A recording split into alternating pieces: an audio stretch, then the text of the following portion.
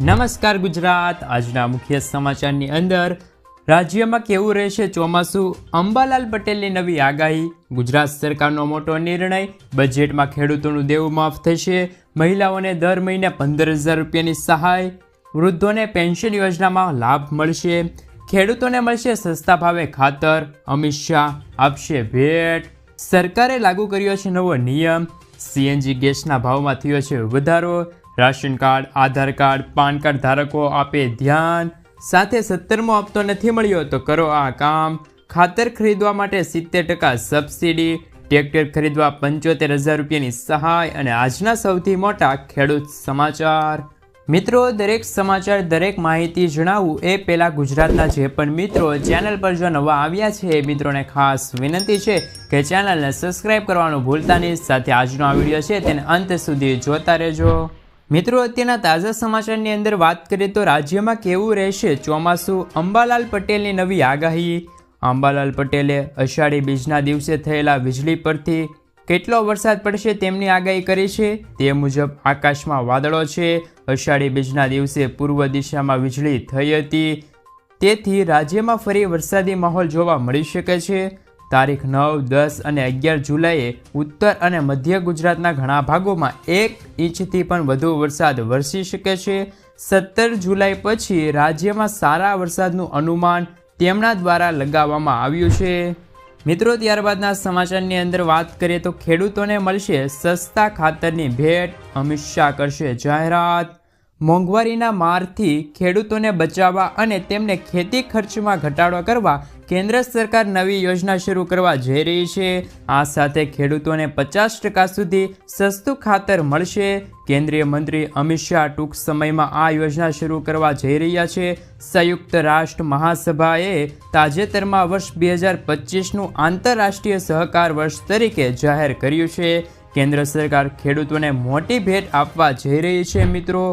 મિત્રો, આગળના સમાચારની અંદર વાત કરીએ તો ગુજરાત સરકારનો લર્નિંગ લાયસન્સને લઈને મોટો નિર્ણય। અત્યાર સુધીમાં લર્નિંગ લાયસન્સ માટે 15માંથી 11 પ્રશ્નોના સાચા જવાબ આપવા પડતા હતા। હવે રાજ્ય સરકારે જારી કરેલા નવા પરિપત્ર મુજબ 15માંથી 9 જ પ્રશ્નોના સાચા જવાબ આપવા પડશે। 9 સાચા જવાબ આપશો તો તમને લર્નિંગ લાયસન્સ મળી જશે। રાજ્ય સરકારના નિર્ણયના પગલે વાહન વ્યવહારની કમિશન કચેરીએ આ અંગે પરિપત્ર જાહેર કરી દીધો છે।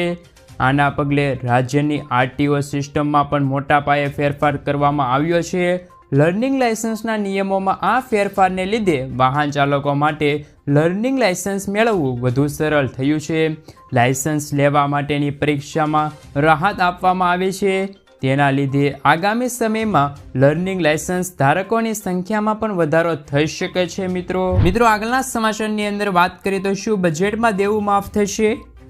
ખેડૂતો માટે દેવા માફીને લઈને ખૂબ જ મહત્વપૂર્ણ સમાચાર આવી રહ્યા છે। ખેડૂતો ઘણા વર્ષોથી દેવા માફીની માંગ કરતા આવ્યા છે। 2022માં ગુજરાતમાં વિધાનસભાની ચૂંટણી હતી, ત્યારે ખેડૂતોની એવી આશા હતી કે ચૂંટણી પહેલાં દેવા માફીને લઈને કોઈ સમાચાર આવી શકે છે, પણ ત્યારે કોઈ જાહેરાત નથી થઈ। ત્યારબાદ ખેડૂતોની એવી આશા હતી કે 2024માં લોકસભા ચૂંટણી પહેલાં ખેડૂતોને ખુશ ખબર મળી શકે છે, પરંતુ ખેડૂતોના દેવા માફી અંગે કોઈ જાહેરાત કરવામાં નથી આવી। તેથી ખેડૂતોની આશા ઉપર પાણી ફર્યું છે। માત્ર કોંગ્રેસ સરકારે એવું જણાવ્યું છે કે જો તેમની સરકાર બને તો મોદી સરકારે જે ઉદ્યોગપતિઓની લોન માફ કરી હતી તે રકમ ખેડૂતોની લોન માફ કરવામાં આવશે। મિત્રો, ગુજરાતમાં સીએનજી ગેસના ભાવમાં થયો છે વધારો। ગુજરાતમાં પેટ્રોલ, ડીઝલ, શાકભાજી, ખાદ્ય તેલની સાથે સાથે અનેક જીવન જરૂરિયાતી વસ્તુઓમાં પણ ભાવ વધી રહ્યા છે। ત્યારે આ સમયે સીએનજીના ભાવમાં વધારો થયો છે। કંપનીએ સીધો ₹1નો ભાવમાં વધારો કર્યો છે। તેના લીધે સીએનજી વાહન ચાલકો પર મોટો બોજ પડશે। પહેલાં સીએનજીના પ્રતિ કિલો ભાવ 74.26 રૂપિયા હતો, તે હવે વધીને 75.26 રૂપિયા પ્રતિ કિલો થયો છે। મિત્રો, આગળના સમાચારની અંદર વાત કરીએ તો સરકારે લાગુ કર્યો નવો નિયમ। તો મિત્રો, સૌપ્રથમ વાત કરીએ તો છેલ્લા કેટલાક વર્ષોમાં ગુજરાતમાં ભારે વાહનોના કારણે અકસ્માત અને અકસ્માતમાં મોતનું પ્રમાણ ખૂબ જ વધી રહ્યું છે। ત્યારે સરકાર દ્વારા આ મુદ્દે ગંભીરતાથી લઈને નવા નિયમો લાગુ કરી દેવામાં આવ્યા છે। નવા નિયમો મુજબ કડક નિયમો બનાવવામાં આવશે. તેમાં 2 લગામ બનાવેલા ભારે વાહનોની રફતાર પર રોક લગાવવામાં આવશે. અકસ્માતને અટકાવવા માટે સરકાર દ્વારા આ પગલું ભરવામાં આવ્યું છે. નવા નિયમો અનુસાર આજથી સમગ્ર ગુજરાત રાજ્યમાં ભારે વાહનોની અવરજવર માટે નિયમો બદલાશે. રાજ્યભરમાં ભારે વાહનો માટે આજથી ઓટોમેટિક ટેસ્ટિંગ ફરજિયાત રહેશે. મિત્રો, ત્યારબાદના સમાચારની અંદર વાત કરીએ તો ખેડૂતો માટે મહત્વના સમાચાર આવ્યા છે. 17મો હપ્તો નથી મળ્યો તો કરી લેજો આ કામ. તમે પ્રધાનમંત્રી કિસાન સન્માન નિધિના લાભાર્થી છો અને તમને 2000 રૂપિયાનો 17મો હપ્તો હજુ સુધી તમારા બેંક ખાતામાં નથી પહોંચ્યો તો ચિંતા કરવાની જરૂર નથી. આ સમાચાર તમારી ઘણી બધી સમસ્યાનું સમાધાન થઈ શકે છે.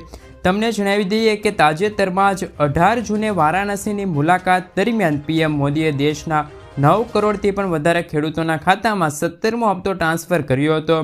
પરંતુ એવી માહિતી મળી રહી છે કે પ્રધાનમંત્રી કિસાન સન્માન નિધિના પૈસા હજુ પણ લાખો ખેડૂતોના ખાતામાં નથી પહોંચ્યા. આવા ખેડૂતો બેંકના ચક્કર લગાવી રહ્યા છે. જો તમે પણ તેમની વચ્ચે છો તો આ ચિંતા કરવાની જરૂર નથી.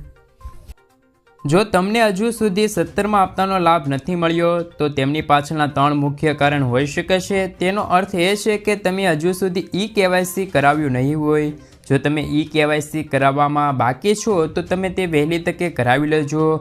વેરિફિકેશન કરવું ફરજિયાત છે કારણ કે દેશમાં 2 કરોડથી વધુ ખેડૂતો એવા છે કે જેમણે સરકાર દ્વારા જારી કરેલા નિયમોનું પાલન નથી કર્યું. આવા ખેડૂતોને 17મા હપ્તાના લાભથી વંચિત રહ્યા છે. આ બંને નિયમોનું પાલન ન કરનાર ખેડૂતોને લાભાર્થી છે તેમને યાદીમાંથી બહાર કાઢી નાખવામાં આવે છે. જો તમે પણ તેમની વચ્ચે હોય તો કૃપયા કરીને 3 કામ સમયસર કરજો જેથી કરીને 18મા હપ્તાની સાથે તમને 17મા હપ્તાના પૈસા મળી જાય. મિત્રો, ત્યારબાદના સમાચારની અંદર વાત કરીએ તો લાખો ખેડૂતોને થશે હવે ફાયદો.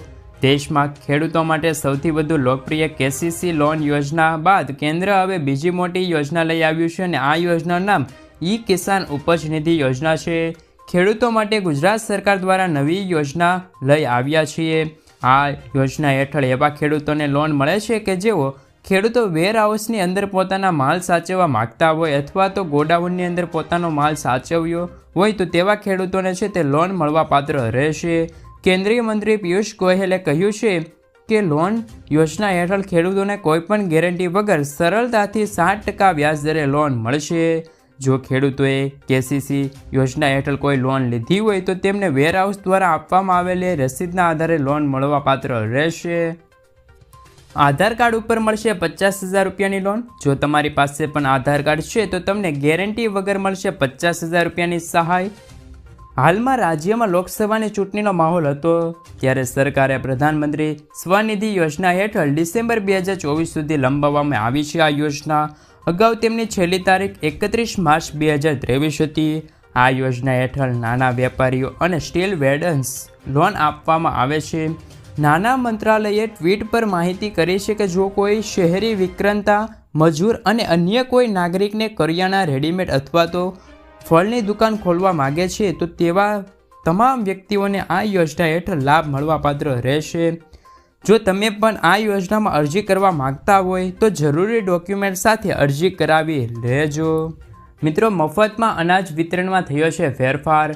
સરકારી સૂત્રોનું કહેવું છે કે 1 લાખથી વધુ લાભાર્થીઓ અયોગ્ય છે જેઓ મકાન, બંગલા અને કાર ધરાવતા હોવા છતાં ગરીબ કલ્યાણ યોજનામાં લાભ લઈ રહ્યા છે. જેને જોતા પુરવઠા વિભાગે હવે યુનિટ વેરિફિકેશનની તૈયારી શરૂ કરી દીધી છે, જેમાં કોટેદાર તે તમામ સભ્યોના અંગૂઠાની છાપ લેશે જેમના નામે રાશન લેવામાં આવી રહ્યું છે. પહેલા મહિને ઘરના 1 સભ્ય તેમ ક્રમશઃ ચાલશે. મિત્રો, જ્યાં સુધી તમામ એકમોની ચકાસણી ન થાય ત્યાં સુધી આ ક્રમશઃ ચાલશે. વેરિફિકેશનની આ નવી સ્કીમ શરૂ કરવા માટે ઈ-લૂપ મશીનની સુવિધાની તૈયારીઓ પણ ચાલી રહી છે. મિત્રો, આગળના સમાચારની અંદર વાત કરીએ તો મહિલાઓને ડ્રોન દીદી યોજનાની સહાય મળશે. ડ્રોન દીદી યોજના મહિલાઓ માટે સૌથી વધુ યોજના છે. ડ્રોન દીદી યોજના હેઠળ સરકારે આગામી કેટલાક વર્ષોમાં 1200 કરોડ રૂપિયાના ખર્ચ કરીને 15,000 મહિલાઓ સ્વસહાય જૂથોને ડ્રોન આપવાનો નિર્ણય કર્યો છે. આ માટે મહિલાઓને લગભગ 15 દિવસ સુધીની ટ્રેનિંગ આપવામાં આવશે.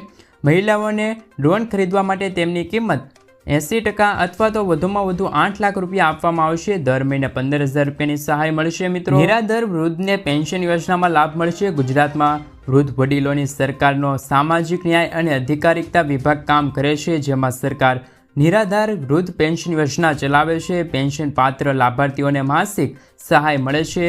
60 થી 69 વર્ષ વચ્ચેના લોકોને મહિને ₹750 અને 80 વર્ષ સુધી ને 1,000 રૂપિયાની સહાય મળશે, જેમાં ₹500 રાજ્ય સરકાર દ્વારા આપવામાં આવશે. અરજી કરવા ગ્રામીણ વિસ્તારમાં VCEની અને શહેરી વિસ્તારમાં મામલતદાર કચેરીની મુલાકાત લેવી પડશે. તમારે ખાતર ખરીદવા માટે 70% સબસિડી મળશે. ખેડૂતો માટે સૌથી મોટા સમાચાર સામે આવ્યા છે.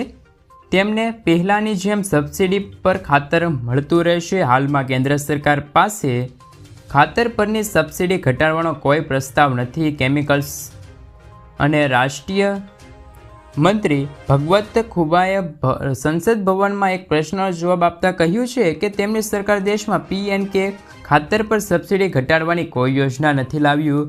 દેશમાં ખાતરની માંગને પહોંચી વળવા કેન્દ્ર સરકાર વિદેશમાંથી ખાતરની આયાત કરે છે. યુરિયા પર સરકાર 70% સબસિડી આપે છે.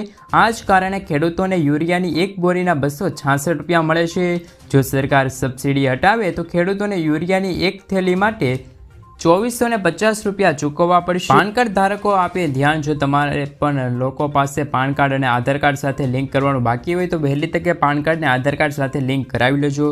જ્યારે કેન્દ્ર સરકારે જણાવ્યા અનુસાર દેશમાં 70 કરોડ પાન કાર્ડ ધારકો છે, જેમનાથી 10 કરોડ લોકોએ પાન કાર્ડ સાથે આધાર કાર્ડ લિંક નથી કરાવ્યું. પણ જો આધારને પાન કાર્ડ સાથે લિંક નથી કરાવ્યું તો તમે મોટી રકમનો વ્યવહાર બેંક દ્વારા નહીં કરી શકો.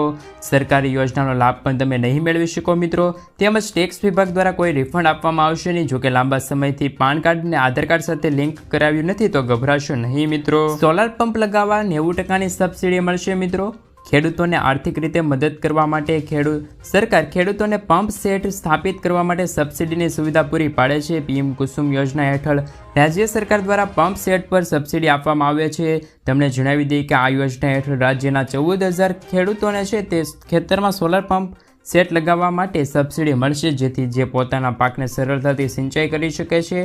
આ માટે તેમને વીજળી પર નિર્ભર રહેવું નહીં પડે. વિચારવા જેવી વાત એ છે કે તેઓ કયા ખેડૂતો છે. રાજ્ય સરકાર દ્વારા ખેડૂતોને સોલાર એનર્જી પંપ સેટ આપવા માટે